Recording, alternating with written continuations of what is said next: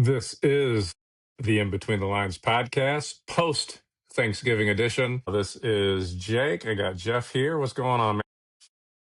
What's up? This is In Between the Lines. What's happening?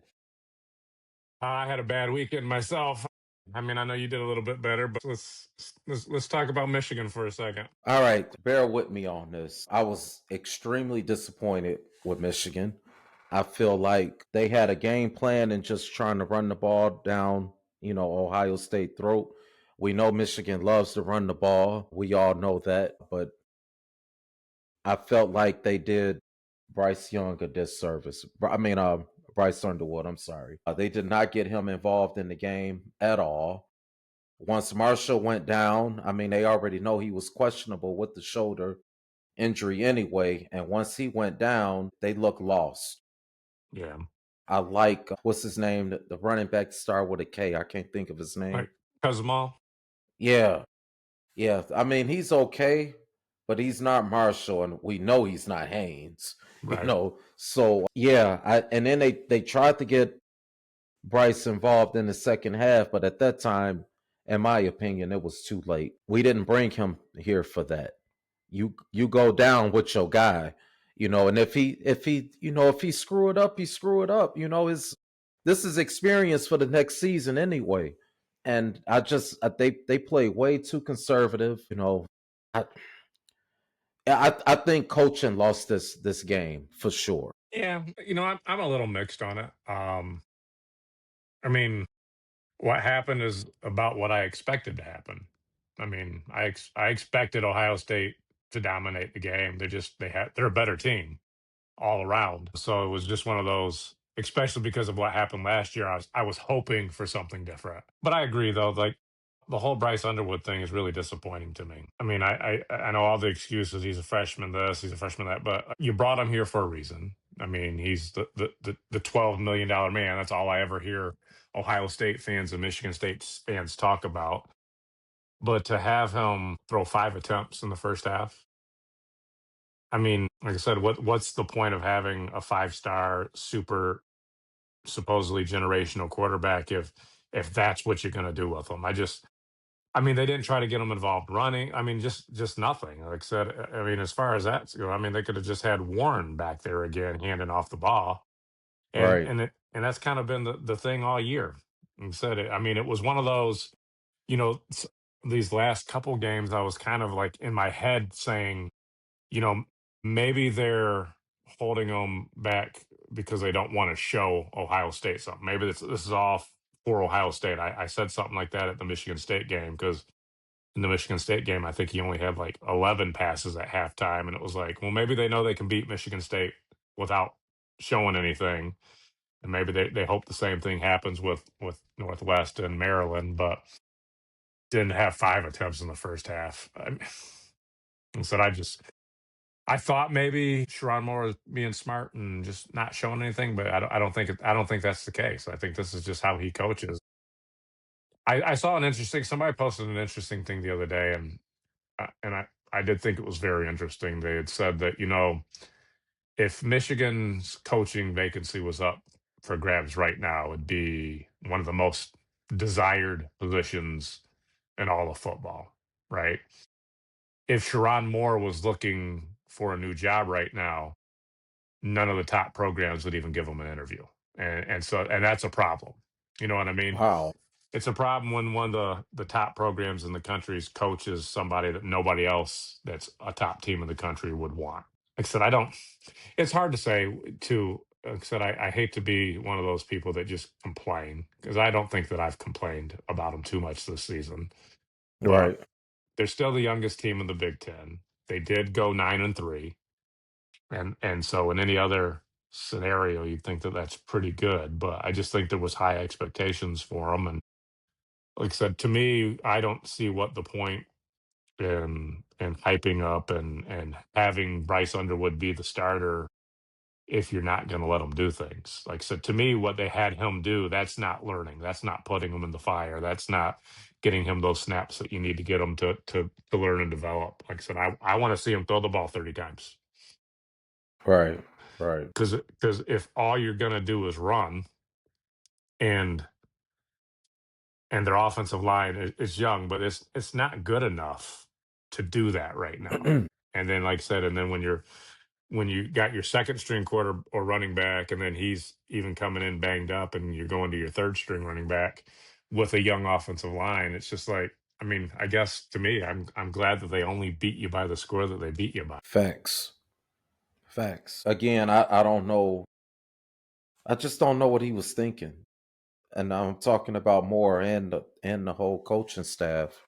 This is Ohio State that you playing. I don't know if he was expecting for the same thing to happen. You know, Ohio State coming in with a chip on their shoulder already because on paper, Michigan was not supposed to win that game last season. No, like I said, That, last that, year, that was they wasn't supposed to. So you already knew how Ohio State was coming into the building anyway. And right? for you to have, like you said, 5 pass attempts from your star, the $12 million man, and just, when Marshall go down, like I said, it just looked like they whole game plan, whatever that was, fell completely apart. And you could Yeah. see how good you could see, the greatness in Marshall. Like if Hmm. Marshall and Haynes were 100% healthy going into this game, I don't think Ohio State stood a chance in beating them, honestly.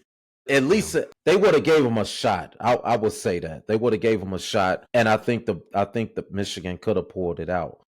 But knowing these two running backs are out, one questionable and one out, you should have had a way better game plan going into this game. Like I said, I don't know if they thought maybe that, because like I said, to me last year, Ryan Day lost that game. He got into his head. He got into those stats that whoever wins the rushing game wins the game, and they literally tried to run it up the middle against Kenneth Grant and Mason Graham, who are two top tier defensive linemen, and they couldn't do it. And they just kept trying to do that, kept trying to do that. We don't have a Mason Graham and a Kenny Grant this year, and that's not what they were trying to do. They were getting the receivers involved. They were doing what they needed to do this time around. I don't think he let his ego get into his way. Still can't stand the guy, but I really hope Indiana beats the brakes off of him. I think they can. Oh, I think they can too. Oh yeah. I Oh think they yeah. can too. Ohio State has played. I don't understand how they keep getting these cupcake schedules the Yeah. way that they do. Do you yeah, just a figure of speech, but you remember the schedule that Michigan played last season? Hmm. Have we ever seen Ohio State play a schedule of that magnitude? No, but I said I'm not going to blame Ohio State for that. Like I said, I mean their non-conference schedule. They had Texas, and Texas is a legit team. I mean, to have a ranked team in your early non-conference schedule, that's a big schedule. I mean, all the rest of the teams are just Big Ten teams. It's just, I mean, they didn't pick their Big Ten schedule. You know what I mean? It just so happened that they didn't have to play any of the big dogs this year, Right. but they didn't pick that. I mean, at the beginning of the year, it looked like maybe Penn State, but then Penn State ended up falling completely off. At the beginning of the year, it looked like Illinois maybe, but Illinois fell off. I mean, Michigan was a ranked team. Like I said, I don't necessarily blame that because, like I said, Texas at the beginning of the season, that's a big schedule, and quite frankly, like I said, it's looking at. Like I said, I'm interested to see what the committee does with some of these teams because I hear a lot of people talking about Texas not going to make it, and they're like right now. Well, I don't know because a lot of them are saying right now it's because they scheduled Ohio State at the beginning of the season. If they wouldn't have scheduled Ohio State, if they would have scheduled Alcorn State, they'd be looking at the playoffs right now. But now they're getting penalized for scheduling a tough game. But I want to say that, but no, the reason they're not in there is because they lost to Florida. You know what I Yeah. mean? So Right. so I guess I can't blame it on that too much, but it will be interesting to see how the committee does pick some of these teams though, because like I said, it's getting to that point where you might as well not schedule anybody tough. Just go out there and schedule cupcakes, get big wins, and then try to win your conference or only lose a game or two in your conference, and you can make it in there, especially if you're a big conference. Like I said, Right. I'm really interested in the whole Notre Dame Miami dichotomy right now. Because they both have the same record right now. Notre Dame is ahead of Miami, but they played each other, and Miami beat Notre Right. Dame. And so That was at the beginning of the season, right? Yeah. that's gonna be a hard one to explain if Notre Dame gets in and Miami doesn't get in. You know what I mean? So that's one I'm kind of interested in seeing as well. Yeah. Yeah. I'm excited about this these matchups for the division championships. So let's see, man. I think down here in Atlanta, we got Georgia versus who is it? Is it Auburn? They just played yesterday. And Auburn lost. Yeah, it was a close game. It was a closer game than I thought it was going to be, Who though. did they play? I Auburn. watch it. Oh, I'm sorry. Alabama and Auburn played yesterday. Alabama. That's what I'm saying. Yeah, Alabama and Georgia is playing for the SEC championship. Yeah, that'll be an Um, interesting one. That'll be an interesting one. it seemed like that always happened. Yeah, You know. they're the two elite teams down there. Yeah. So Consistently. yeah, and so the funny thing about that is that being here, they always say, "Oh, it's just Ohio State and Michigan. That's it. That's all y'all got. It's just Ohio State and Michigan." Really? All Right. y'all got is Alabama and Georgia. But they Yeah. saying, we play harder teams, week in and week out, which is very irritating to me. Mhm. It burns my soul because the teams that y'all considered as good, we have those same type of teams here in the Big Ten. Oh You yeah. know, it's not easy for Michigan or Ohio State to go to Northwestern and win. It's not Yeah. easy for them to go to Iowa and win. It's not easy for them to go to Indiana and win. It's the same thing. But for some It, reason, y'all believe that SEC is head and shoulders over other conferences, and it's not that. yeah. It's funny when you listen to that argument where, like, if one of the big SEC teams has a close game against or loses to like a Kentucky or an Arkansas or something like that, that will, like, see, that's because of how deep the SEC is. But then, like, one of the big teams in the Big Ten has the same thing happen in their conference, and they're like, yeah, it's because they're so weak. They're weak. Look how they Right. struggled against Northwest. You know what I mean? It's like you said, it's the exact same thing. It is. It is. And I want to add another thing to that, playing in the cold. You For know, sure. you know, it's playing in 30, 20-degree weather, during these games. Y'all don't have that. You don't have that experience in playing in that, year in and year out. So, I when I moved down here, I said, I'm not going to come down here with a negative attitude or what have you against the SEC. But they make it that way. Yeah. It's just, now I'm like, man, damn the SEC. You know, man, and who got the last two national championships? hmm And typically, when y'all play a national championship, who do you play? Even if you win, you playing somebody from the Big Ten. So go ahead with all of that. It'd be I pissing me off with that. I agree. I agree with you. Like I said, some of it comes to the ESPN really pushes the whole SEC thing, but it's also because they have a contract with the SEC, so they have to push it. You know what I mean? See, I didn't know that. Oh yeah, there's television contracts with them, so it's like they always push the SEC because it's their product. They want the SEC to do well because then they do well. So there's that bias that ESPN pushes out there as well. Yeah. I'm sorry at the beginning of the show, I should have asked you, how was your Thanksgiving? My Thanksgiving sucked. Is that just Lions, man. Lions, Is that man. just because of sports? I mean, you got Yeah. family, you got food, you play No. games, you watch movies. I mean, come on. What No, what else? I ain't gonna lie. I spent a really good time with. We went up to Grand Rapids and hung out with my sister and her family, which is always nice to do. We only get to see them couple times a year. So that was fun. We drove up Wednesday night, watched stayed the night there, and we had to come home Thursday night because I had my girls' basketball practice on Friday morning, and Drew had wrestling practice on that. But the whole, like I said, Did you attend a pig roast? no, we roasted some turkey though. We roasted some Man. turkey though. Like I said, I just don't know what to say about my Lions right now.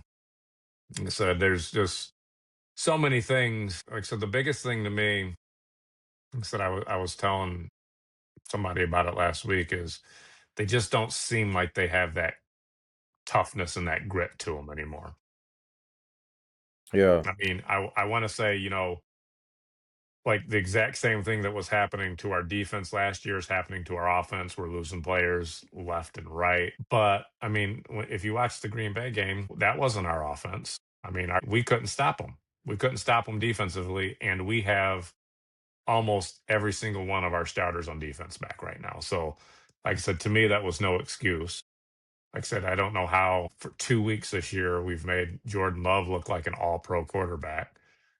But I mean, Hutchinson, who I love, but the last couple weeks he's been pretty much non-existent. I just saw a stat saying something like down like his pressure rate is only at like 13%, which ranks 30th among defensive ends right now compared to the first half of the season where he was the top guy.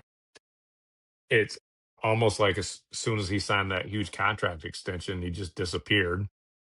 But I mean, even so, I mean, if you watch the game though, yeah, he's getting doubled. But if he's getting doubled, then why isn't somebody else getting pressure on the quarterbacks? Like, so that's just, I don't understand that. So I don't know. And then, like I said, once Amon Ra St. Brown went down in the first quarter with already missing Sam Laporta, and then we were already missing two starting offensive linemen, I was like, oh my God. But Yeah. I mean, we moved the ball, we scored, we just couldn't stop them, not a single time. I mean, they went down and scored every time they touched the ball. I think y'all have, I don't want to say the best because that's kind of, you can always say the best, but I think y'all had the most dangerous player in the NFL in Gibbs. If he's not the most, he's one of the most for sure. Yeah, man, that dude is amazing. He is absolutely amazing. I'm gonna give y'all credit where credit is due, and y'all did it. That y'all absolutely scored that one, man. Yeah. Jameer Gibbs is a beast. And what's crazy too? I remember when they drafted him, they moved up to do it. They traded a pick to get up to number 12, and we're like, "Oh, who are they going to get?" And then, like, running back wasn't even on the radar. I think that's the year they just signed Montgomery back Montgomery. right then, right before the draft, and so then everybody was pissed. I mean, everybody was pissed when they draft Gibbs because one, he wasn't one of the top running backs on the everybody's list to Hmm. begin with. So then for them to move up, not a position of need, and then not even get what everybody was saying was the better running back available, people were upset. I do remember watching the draft that day because I wasn't upset. I was just like, because I mean, I'm to the point where I kind of trust what the GM's doing in the draft. He's done great. So I was like, oh, he must see something. And then some of the people on the draft, like later on the day, they were saying, no, this he could be a sneaky good pick, and he's not the only. Lions weren't the only team that had him up high, and that's why they moved up to get him because somebody else was going to take him earlier than everybody expected to. And so far, they've been right. Like I said, he's been a home run. But like I said, what was such a strength for us last year, our offensive line has been such a disappointment this year. Such a disappointment. I know some of it's been injuries, but Frank Ragnow retired. That was a huge loss. Graham Glasgow and Taylor Decker have been injured on and off all season this year. So even when they're playing hurt. Penei Hmm. Sewell still a stud, but he's not having the same caliber of season that he's been having. So, like I said, I don't. Like I said, if Goff gets any pressure, he's not mobile. So if he gets some pressure, he'll struggle. Well, like I said, anybody in the NFL will struggle if they're getting pressure, and they're getting pressure. I just, Hmm. I mean, they're in the point now. It's almost every game now is a must win. I mean, they definitely have to beat the Cowboys this week. They have to. I mean, if they don't beat the Cowboys, I think they're done. I'm looking at their schedule right now, and it's like have to beat the Cowboys. They they don't have to beat the Rams, and I don't think that they're going to beat the Rams, even though the Rams lost to Carolina today. That blew me They away. did. They But did. then, but if we do lose to the Rams, then we have to beat Pittsburgh, Minnesota, and Chicago to finish the season, or I don't think we make the playoffs. We have to win 4 out of the next 5. Have to. So that took place on Thanksgiving Day. The Chiefs lost to the Cowboys. I had the Cowboys winning that game. I don't know Mhm. if you've seen my post on Facebook. I did. And I also had the Ravens beating Cincinnati, but Smoking Joe came back I and did. took care of business. I said, wow. Tell You you know, what, how there's got to be some argument that he's one of the best. He's the best quarterback in the NFL. There's such a different team. I mean, they literally go from being a playoff team, great team when he's there, to the worst hor- team, horrible when he's possibly, not there. Yeah, right. it's amazing. I mean, it's like I don't think he gets enough credit. Yeah, yeah, He yeah. gets That enough credit.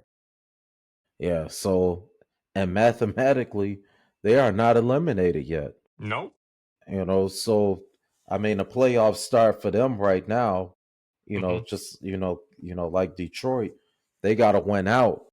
But I haven't seen their remaining schedule, but you know, Who's Baltimore is Cincinnati's? already yeah. And Baltimore has already lost what, 6 games? Yeah, they started Six off or really. seven? Did you do that on purpose? Six What's that? seven, 6-7. Have you seen that? No, I haven't. Oh my God! Shut up. What do That you is that. Oh, that's the big thing with kids nowadays. Every time 6-7, they do the somebody says 6-7, and they all go crazy. 6-7, and they do this thing with their hands. Oh my God, man? I can't believe you've never seen that. You'll start seeing it everywhere now. You'll start seeing it Okay. everywhere, and it literally means nothing. It, like I said, it had to do with some song, and I think it was the mellow ball or something like that. Said Hmm. something about who was 6'7". He said something like, and the song says something about 6'7". He says I'm 6'7", and does that, and then that just Right. became a viral trend. And it's everywhere. Oh, It's all the kids say. Anything. So the Bengals have the Bills, the Ravens, the Dolphins, the Cardinals, and the Browns. But they've only say won. that. Wait, say that again. They're at Buffalo next week. Okay. Baltimore at home, Mm. at Miami, Cardinals at home, and the Browns at home. Well, them last three, I feel pretty confident that they can win those. Oh yeah, I think they can win every I single think, one of those. yeah, I mean, they just beat Baltimore, so convincingly too. I convi- mean, it con- wasn't like it was a close game or something. I mean, they and Lamar Jackson looked average. Is that yeah, fair to say? yeah. But then, like I said, Buffalo. You never know what you're going to get with them week to week. Sometimes they look like they're the best team in the NFL. Other teams, other weeks they lose Well, to the bad they teams. taking care of Pittsburgh right now. Yeah, yeah, I see that. Uh, yeah, I was just watching that before we started, but yeah, 26-7. Yeah, it's over with. The game is over. So now you got the Broncos and Commanders. So that took care of Thanksgiving. That was a Black Friday game, if It I'm not was. mistaken. A Black Friday game, day after Thanksgiving. Do they usually do that? I didn't even know they had one. I must have missed that one. Well, since you missed it, I'm about to give you a recap on it. And I want to say on this day, November 30th, the Bears got the number 1 seed in the NFC. Number 1. They number 1. Who's seen that coming? We went into Philly and took care of business and ran the ball right down their doggone throat. 2 running backs with 100 yards apiece, over 100 yards. The first time that happened since the great Walter Payton The late Walter Payton and Matsui. Talk to me. I'm not gonna Talk to lie. me. I'm not gonna lie. It was pretty impressive. I texted you during the game. I was I was blown away. I was blown away Yeah. because I mean I'm not hating on anybody right now, but I still just don't know if I trust them. Said I mean I that was to me that was their first good win. That was their first good Mm-hmm. win. Um, but it was a good win.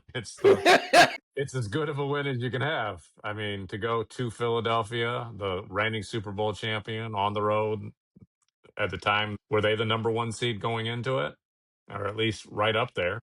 They were. Them and the Well, the Rams, Rams. maybe. The Rams. Yeah, yeah, yeah, yeah, yeah.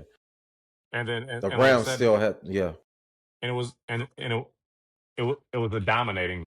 They dominated them. I mean, it wasn't a close game. yeah. And we Hats, should. I mean, it should have. The score really didn't reflect on how bad we was beating them. I no, mean, we was physically manhandling them from the at the line of scrimmage. You know, yeah, it wasn't close. It wasn't a close game. It was not a DeAndre competitive game. Swift, Kyle Monangai. You know, I really wanted Ashton Genty in the draft. I was I like, know. man, this dude is a, I remember. you know. But now we got Monangai, who we snagged in the 7th round.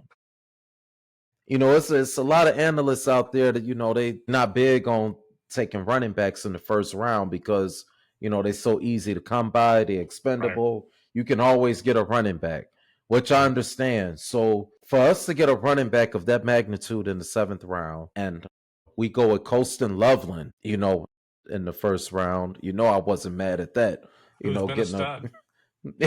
yeah, yeah, He's he been good. came on a little late, but man, Yeah, no, he's been good. I'm not going to put any. I'm not going to be the one to say we going to the Super Bowl. My uncle, I don't know if you seen that post, after the game, but I Mm, posted that too, and he like Super Bowl, Super Bowl, Super Bowl, and I was having fun with it, whatever. But what I will say is, typically a team has about a 3-year Super Bowl window. And I feel like our Super Bowl window is starting to come open. If you don't attack it in that 3-year span, then you find yourself rebuilding all over again. You got yeah. coaches wanting to, leave and be head coaches. You got players trying to get other contracts. We're not doing. It's so many things that happen. So what I'm saying is that we got something special going on right now, and we need to feed off of that. Ben, I'm gonna tell you something, man. Ben Johnson is the real deal. Yeah, he is. He is the real deal. I'm really starting to love our coach, man. And when he took his shirt off, man, when he took his shirt off in that locker room, I'm like, oh man, I wish I was right there with him, man. It was, man, that was a lot of fun, man. I'm excited, man. I think we about to win a lot of games in Chicago. Like, I'm not gonna give an expectation on what we gonna do, in the playoffs or whatever. We've already overachieved, in my opinion, because nobody expected us to be here. Nobody expected us to have 9 wins and had a number one seed in the Yeah. NFC right now. I just, I expected us to be better, but like I told you before, I was just really looking at the development of Caleb Williams. That was more important to me, Yeah. but everything is starting to develop. Caleb, the offense, defense, they starting to believe, man, and I think we can be a dangerous team, when the tournament starts. I'm Well, serious. well, it'll be interesting. They play Green Bay, what, 2 out of the next 3 weeks? We got them twice. We got Cleveland, San Francisco, and you guys. Yeah. So it'll be interesting. I was looking at something today, and they're still giving like the Green Bay's got like the 60 something percent favorite to win it still, and The Chicago's only like, division? yeah, Okay. yeah. There's that's what the betters are saying, that it's still 63% for them, 20 something percent for Chicago, and they're still giving the Lions like a 10% chance, which I just don't see myself. So I take it Minnesota is 0. Yeah, I Yeah, don't think I think they might be eliminated now. They just got their butts whooped. by Seattle. Yeah, yeah, we'll see. See, Seattle was scary. Even Hmm. though the Rams lost to Carolina today, the Rams are a scary team. Well, like we've said it before, the NFL is. I mean, everybody can play. Like you said, you got to beat. You got to come to play every week. If not, you lose to teams. I mean, and anybody can beat anybody. Any So given Sunday. any given Sunday. It's just a matter of, like I said, and when it gets to the playoffs, it's a matter of who's playing good then, who's healthy then. So there's still a lot of things that can happen with 5 more weeks. I tell you, man, that I feel like football is the only sport in the NFL. There's not a big difference between the worst team and the best team. Yeah, I yeah, mean, it's really not. You could be a coach away, you could be a player away. That's just the way it is, man. that's an excellent point. You're right. I think you're right. It's the worst team in the NFL could beat the best team in the NFL on any given Sunday. Yeah. How many times have we seen in the NFL where a team hires a new coach? Hmm. The Bears is a good example of that right now. And they are a totally different team from what they were a year ago. Yeah. You know, Well, just a perfect example. I remember because I watched every single one of those games that the Lions lost that year. They didn't win a game. always 16, yeah. I want to say like eight, nine, even maybe 10 of those games were one score games. You know what I mean? So, like I said, they were that close, one play a game from being like an 8-9 win team instead of going 0 for 16. That was the only time that I can remember that I actually pulled for Detroit. And I think it was the very last game of the season. I said, "Come on, man. You can't go 0-16. You It was, just can't do it." I believe it was the Rams. They it was played rough. that last game of the season. I'm just like, I mean, who wants to see a team do that? Not one game, Yeah, it's rough. but It's it's hard to do. but I like to bring it up whenever a Lions fan like to talk shit about the Bears. Y'all got a 0-16 Yeah, year on y'all belts. it's rough. I tell you But what, there there go was ahead. there was one good thing that happened on Thanksgiving though. Michigan Wolverines basketball looks like best team in the country right now. Mm. I don't know if you watched any of that or not. No, I didn't have a chance. Um, So a good there's a friend of couple of mine, what in-law, I'm sorry, friend, he told me, tell your buddy Jake, he need to do his research. Michigan played like trash, the other night. This was, I don't know, maybe a week or two ago. hmm. And they not that good and this and that. And I said, oh my God. I said, okay, we'll see. Well, Are they undefeated? Is Michigan it, undefeated?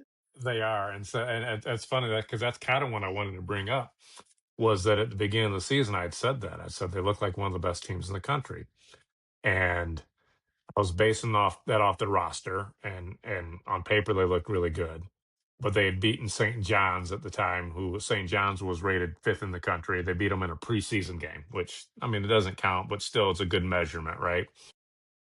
Well, then yeah, they had a couple games against non-ranked teams where they struggled. I mean, they went to overtime against a not very impressive team. They had a really close game against TCU, and then I remember saying to myself, I was like, God, maybe I overhyped them a little bit. And then this last week, they played in this Players Era tournament, which I want to talk to you about that a little bit in a second too. But it's one of those preseason tournaments. Like I said, like they do the Maui Invitational, they do the Battle for Atlantis, they do all those tournaments right around Right, this right, time. right, right, right. So it was, I forget who they played the first game, but they beat them by like 40.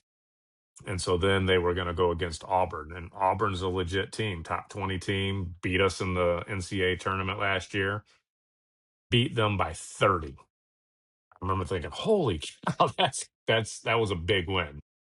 And Okay. then So, but then the next night in the championship, which was I believe it was on Thanksgiving, they were playing Gonzaga.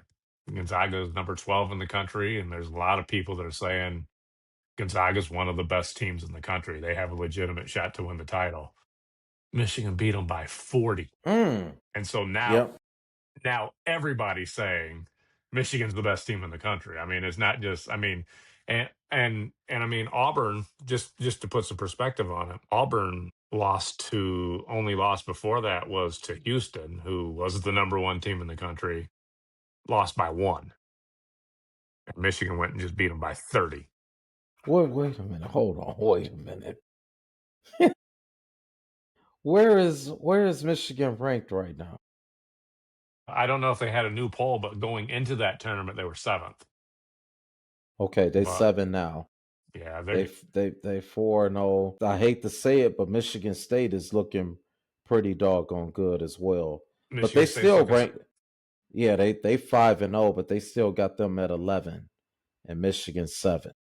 Well, Michigan State's played a couple ranked teams and beat them by double digits as well. But I want to say, like I said, I know I made a post about it, so I want to just confirm what it is that I was going to say. Um, but that performance that we can. So yeah, Michigan's the first team in the AP poll era, which is since 1948-49, with consecutive wins, 30-point wins against ranked teams. First time it's ever happened. Okay, so he must been talking about the when we played Wake Forest. Yeah, Wake Forest and then TCU. Yes, that's what it Yeah, was. Wake Forest and TCU was after those games. It was like, oh God, okay, maybe they're not as good. I said the same thing after watching them. I was like, God, maybe I overhyped them a little bit. right. But now it's like, holy cow, they look good. They look good. But we'll So see. that's saying, The one thing I did see somebody talking about though was they don't necessarily have strong 3-point shooting overall as a team. So that's something that can come back. We'll see. But and they're good. I've never seen. I don't want to use the word never, but I'm gonna use the word never. I've never seen Gonzaga lose like that before. Just pure Gonzaga has domination. been a yeah, they've been a top program, basketball program for I don't when we me and you worked at the at the prison together. I remember Gonzaga being number 1 and 2 then. I mean, Oh, they're always and yeah, that was they're a top tier team. They're always a top tier team. and Michigan just beat them by 40. Yeah. You kidding me? No, no, beat them by 40. Beat the brakes off of them. So then that brings me back to this players era tournament, okay? So I didn't know going into it, but like I said, every year around this time they do like the Maui Invitationals, the Battle for Atlantis, where they do these preseason tournaments and you get a couple ranked teams in there and they play a couple day things. Now this players era tournament, I didn't know it going into it, but my buddy from work had said something about it. He said, "Oh, this is that one where they give them NIL money." So they invited 16 teams. It's all done in Vegas. It's all done in two locations in Vegas. This is the first year they've ever done it. I don't know if they pay every team to get in or not because he was saying something like that. I haven't read that or not, but they do pay. The top four teams get paid NIL money. So, for instance, Michigan and Gonzaga, who played in the championship, the winner got $1 million in NIL money, and the second place team got $500,000 in NIL money. And then I want to say like the third and fourth teams got like 400 and 250,000 straight to the players. Like Michigan won that. Their basketball team players got to split $1 million. And so, On top of the NIL that they already getting. right. This is just, yeah, this is, and so that's what they were talking about was they've already committed next year to bumping it up and making it 32 teams. And now it's like everybody wants to play in this because that's what they're saying. They said, they had a couple ranked teams that backed out of the Maui Invitational and backed out of the Battle for Atlantis to join this one. That's what they're kind of saying. Is this going to be the new thing that these other preseason tournaments ain't going to exist because all the good teams are going to want to play in this, or there are going to be other tournaments that are going to be like this too, where they're going to, hey, we'll pay the winners NIL money. And then, I mean, what a recruiting tool too. You know what I mean? It's like, Right. hey, we get to play in this NIL tournament every year, so you get a chance to win $1 million that goes to you. I mean, not it goes to the players. It doesn't go to the school. It goes to the players. So, I mean, that's wild to me. Yeah. I don't even know how I feel about it, to be honest, because I hate the whole NIL thing. But holy cow, I mean, that's a lot of money. They had said Dusty May was encouraging the kids to like reinvest it in stocks and bonds and things like that, but I doubt it. I would give. I give anything, man, just to be athletic and be able to bounce a ball, Right. to catch a ball, to throw a ball. I mean, this is insane. Well, you probably have a couple years eligibility left, right? I mean, we all played coming up, whether it was in the gym, outside on the playground. I mean, even if you made the team, I mean, you was broke. Yeah. It was I broke. mean, you were paying them Now, enough if money. you paying all of the money that you have to pay to, you know, for shoes and Hmm. cleats, mouthpieces, and I want this type of band, I want this knee brace, I want this, I want that. You coming out of pocket, and this stuff is just being. Not only are you getting it free, they giving you a paycheck to do it. Hmm. So this college thing, man, God, dog, I wish I could go back in the womb and be born again today. I mean, I keep hearing talk about like said eventually the NCAA is going to disband. I mean, it's going to be like so. There's already been talks about like the conferences saying we don't need the NCAA, the governing body for that. We'll make our own conferences and we'll make our own money. And I've heard that kind of stuff. But how you gonna get the coverage? Because the So NCAA has the contracts with ESPN, yeah, ABC. but You know, they're not indefinite. I said you started to see it when like the Big Ten network and the SEC network came out, and they started doing their own TV deals and started having their own stations and things like that. I mean, there's been discussion about some of these schools, even like some of the big dog schools leaving their conferences and just joining one super thing, and everybody plays everybody for without the NCAA involved and sharing their own profits because it's billions of dollars that you're so talking is that about. something like what Notre Dame is doing now, or has always done? Is that what you're talking about, or It could be something similar, but like I said, there's nothing that says if several big teams just said, okay, we're not part of the NCAA anymore. We're not going to be subject to the NCAA governing body and the rules. We're going to go do our own thing.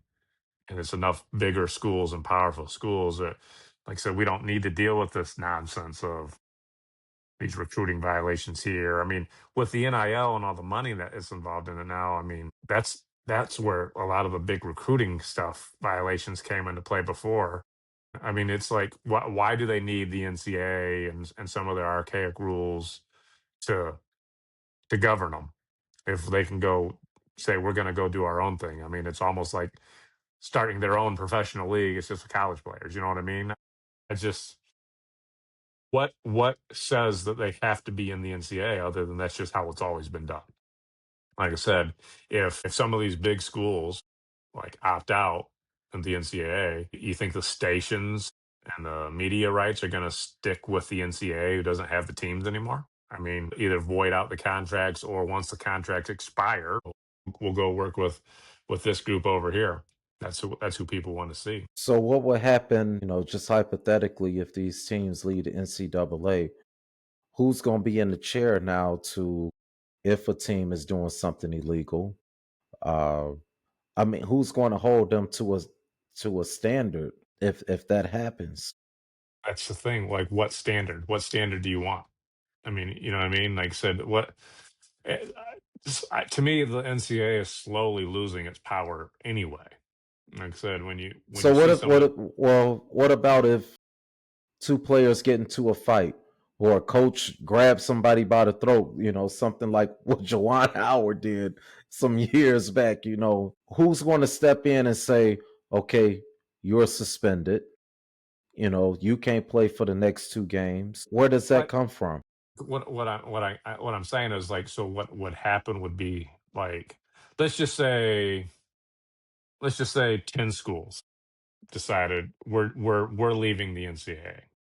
We're going to join our own thing. They'd have their own league and probably start up some type of governing body and rules for that. And this is the rules we're going to follow.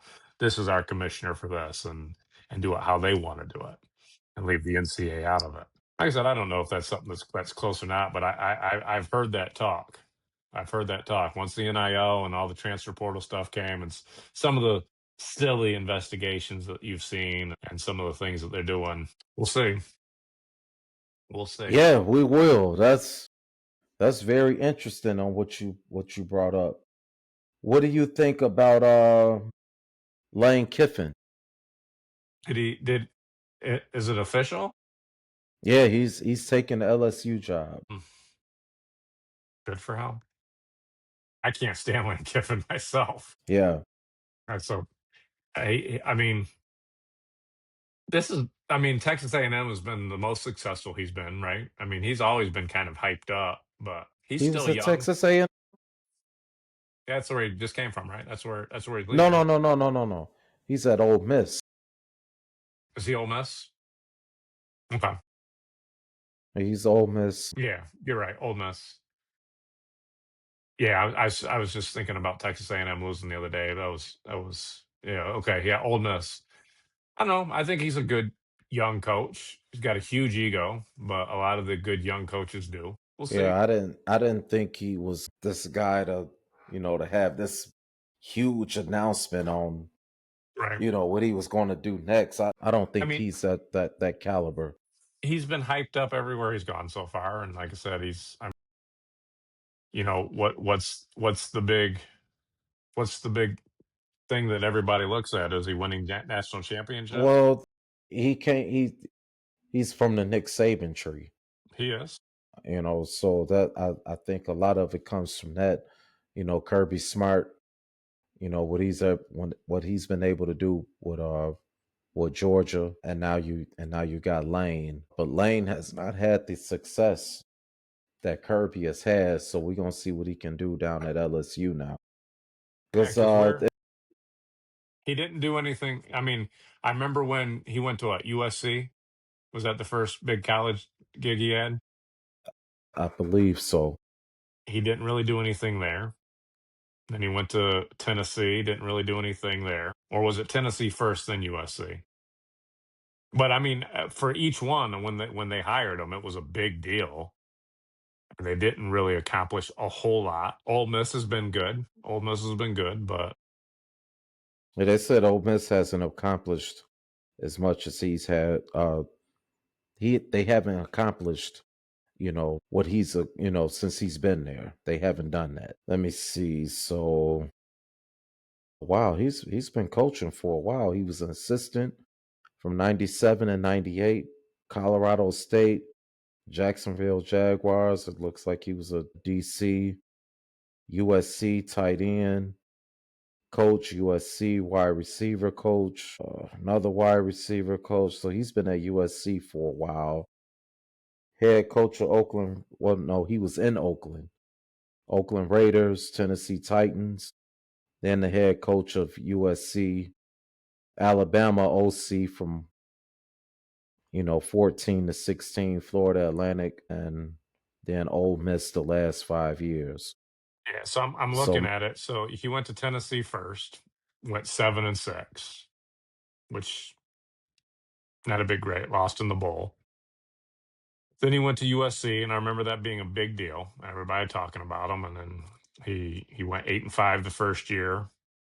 It went 10-2 the second year, and everybody was hyped up about him. But then that next year he went 7-6, and then started the 2013 3-2, which was disappointing. And then he got fired mid-season.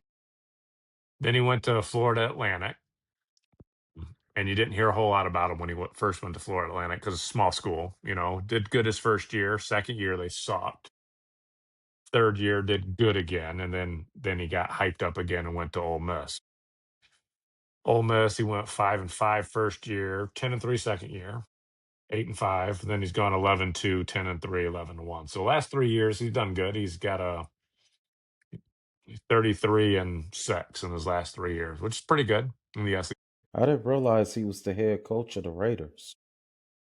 Yeah, I don't It said remember that either.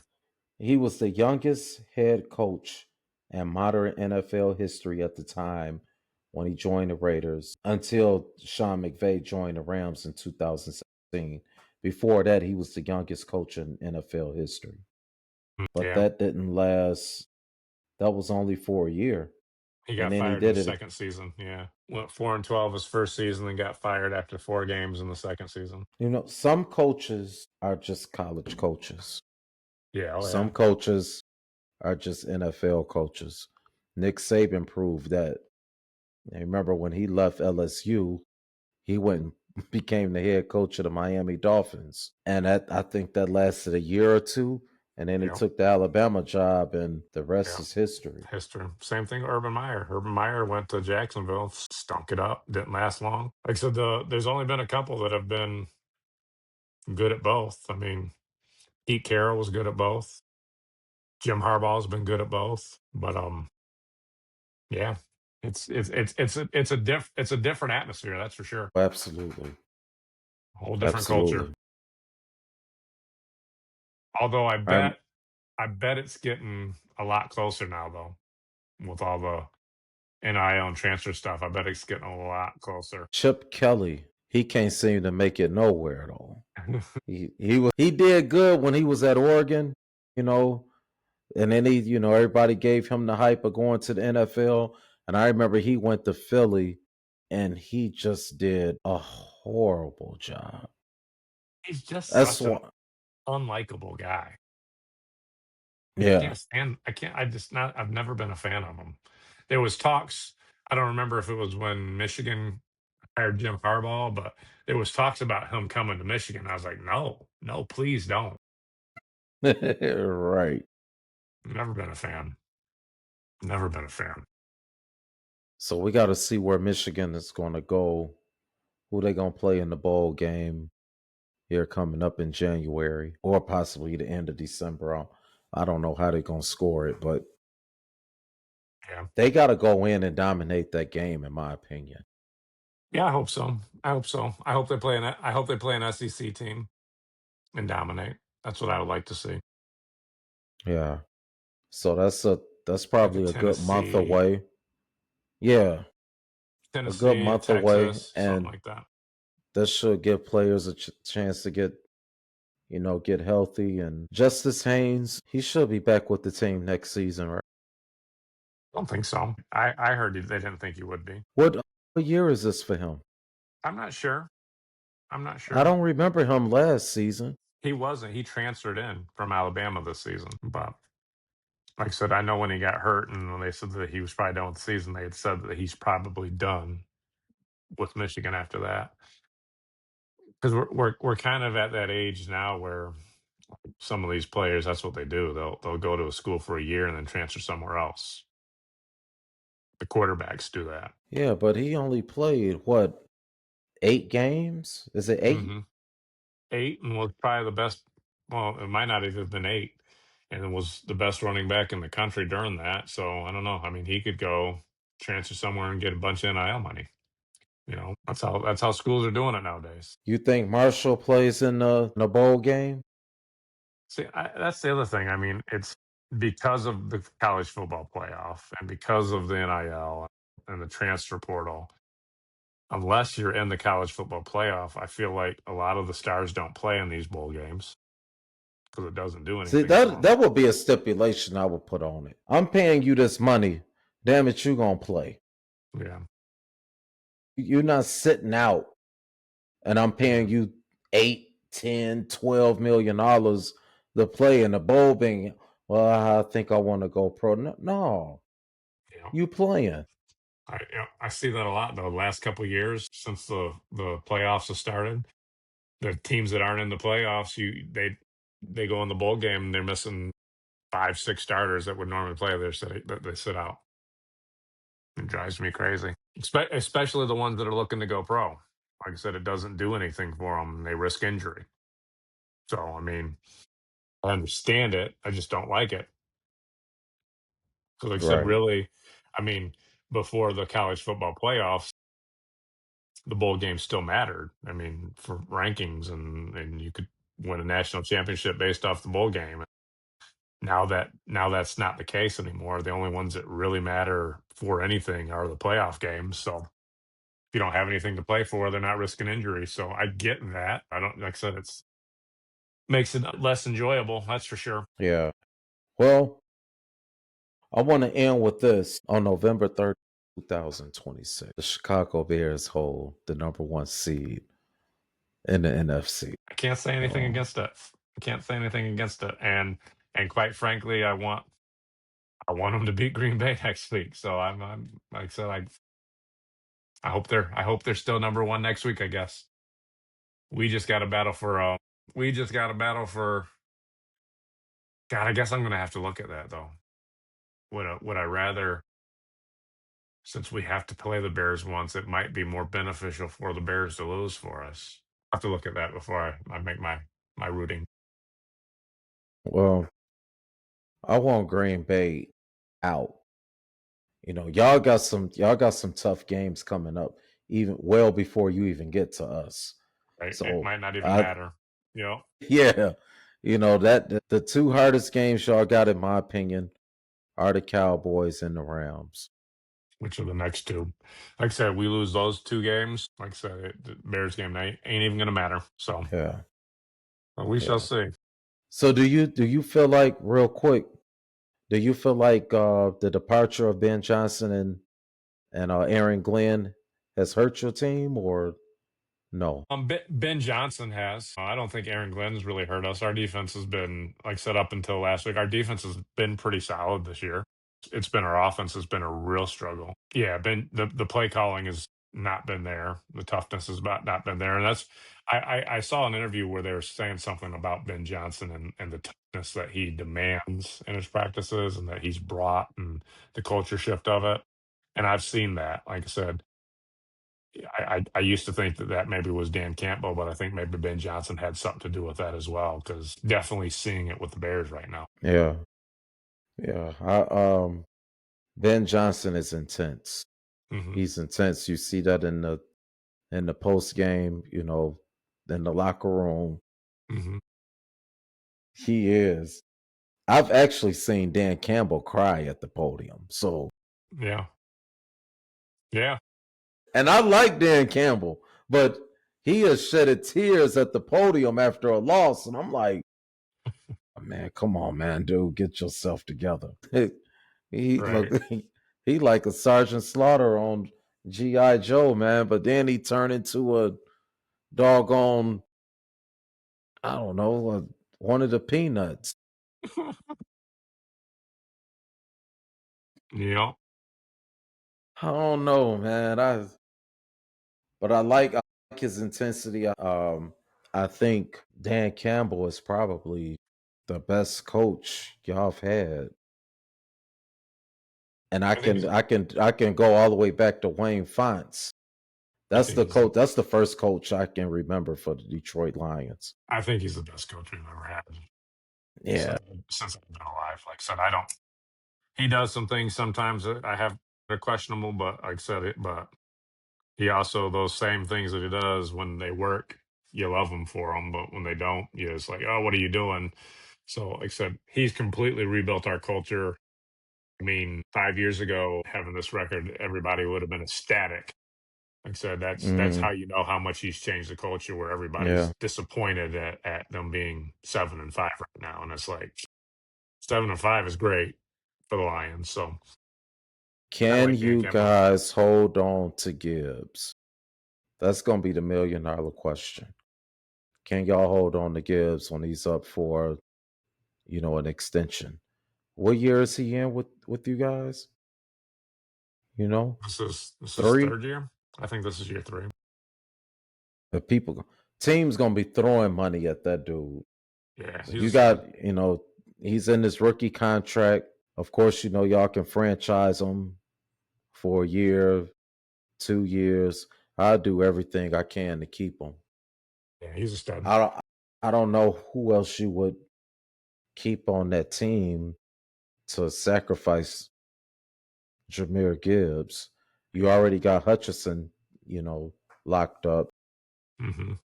Yeah, I don't want to see him What? go. I know that. I don't want to Yeah. see him go. Uh, Golf. But in your opinion, you say Golf is the best quarterback in the division. Yep. I don't agree with you, buddy. Like I said, all the stats still show it. All the stats still show it. Negative. But hey, you supposed to be there. You supposed to stand in the gap for your guy, and that's what you're doing. You standing in the gap for Jared Goff. I appreciate that. I would say if he was on the Bears right now, the Bears would have the same record. If Caleb Williams with the Lions would have the same record. It's not the quarterback right now Absolutely not. for either one Have of those you teams. have you paid attention to the sacks that Caleb Williams got himself out of? I don't think you've seen that. I mean, teams have literally had him wrapped up and he's escaped and Yeah, made a big play. Yeah, I've seen it. I've seen it. Like I said, Jared Goff don't have that type of capability. no, he doesn't. But he's a better thrower. He makes better decisions. He's more accurate. He's got a higher quarterback rating. Are you sure about that? Yep. Who got more interceptions? I'm not sure, but that's not one of the things I just said. All right, man. I'm about to go ahead and look this up real quick while I got you on the phone. Let's go to NFL's. I'm gonna go to stats. Where are your stats at? You can keep talking and keep the people entertained while I look this up. There it is. Okay, so All he's right. got more. I'll He's got tell you, he's got more passing yards. He's got more touchdowns. He's got the same amount of interceptions, and his quarterback rating is considerably higher. Any other stats you want to check up there, buddy? record stats. Okay, that's what I just said. Like I said, the Bears have a better team right now. Mm-hmm. Caleb was 2722. Jared Goff 3025. So he's got 300 more passing yards. 8 more touchdowns, same amount of interceptions, and about 20, almost 30 points higher quarterback rating. But that's all right. You're standing in the pocket for your guy, and I respect that. I am. I'm standing in the gap for my guy. Hey, and you know the difference? Caleb is only in year 2. Oh yeah, like I said, is he going to make a Pro Bowl this year? Nah, he won't be a Pro Bowler. Yeah, that's what I said. I I'm not don't I saying don't I don't think Golf will be a Pro Bowler either. oh he won't, but he has been.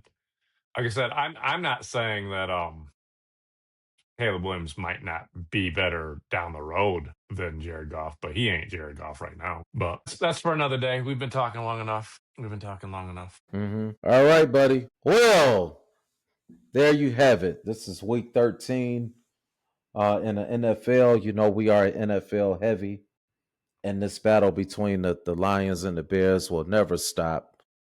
I don't care how good or how bad either team is. This rivalry will not stop between me and Jake, between the cities of Detroit and Chicago. It's not going to stop. So, with that being said, continue to check for us on all platforms. And I mean all platforms. Continue to like, subscribe, and share our channel on those platforms. Happy Thanksgiving to you and yours, to everybody out there that listens in. And we still got a lot of football left, people. A lot of football left. Looking forward to it. So I'm standing next to my team. I'm excited to be delighted.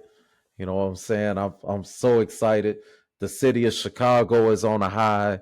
I was there over the Thanksgiving weekend, and we are excited. And why shouldn't we be? All right. So that's it, Jake. You got anything you want to add? some people say that the NFL season doesn't really start till Thanksgiving. So I'm going to say that if the Lions don't win this Thursday, our season's over. So I'll be rooting for them against the Cowboys this week, and hopefully we have some meaningful games. And still really, really, really hoping that that game at the end of the season against the Bears means something. I've already picked the Cowboys to win that game. And it's not because I'm hating on Detroit in any way.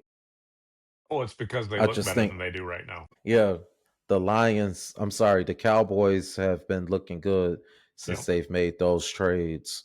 Those two defensive linemen, they got Pickens. They just look solid, man. And I think they're going to beat the Lions on Thursday night because of that. They on the road. They have the momentum. We'll But see. we We'll see. shall see. The game still got to be played, right? Absolutely. All right. Well, until next week, everybody, like Jeff said, continue to watch, continue to share, continue to like, subscribe if you haven't already. Until next week, guys. See ya. All right. Peace.